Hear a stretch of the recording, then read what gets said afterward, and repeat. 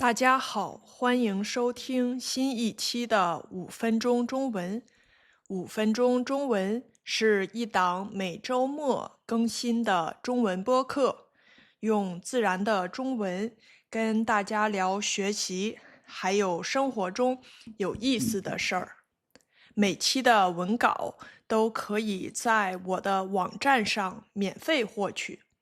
除了各大播客平台，您也可以在 YouTube 上收听带字幕的5分钟中文，欢迎大家观看和收听。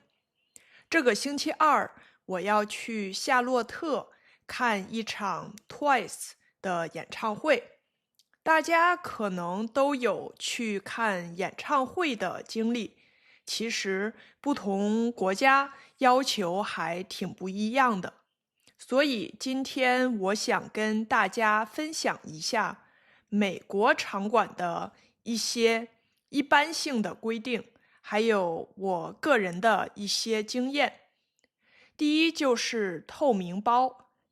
在美国，很多演唱会或者体育馆对包都有规定。大一点的包一般要求是透明的，如果不是透明的，通常只能带一个很小的包。不过大一点的包也不是随便多大都可以，也是有尺寸要求的。比如很多场馆的标准是不能超过12×6×12英寸，不过不同场馆可能会有一点差别。入场前也会有简单的安检，看一下你包里装了什么。如果你的包不符合要求，很多场馆是有存包服务的，不过这些都是要收费的，而且存取的时候一般都要排队，比较麻烦。所以我建议，如果可以的话，直接背一个透明包去，会省很多事儿。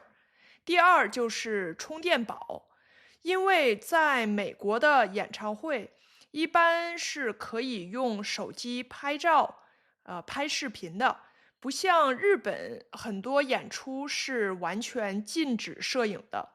但是问题是，拍视频很耗电，所以我一般都会带一个容量比较大的充电宝，没事儿就插着，这样基本可以保证手机一整天都有电，拍视频也不怕。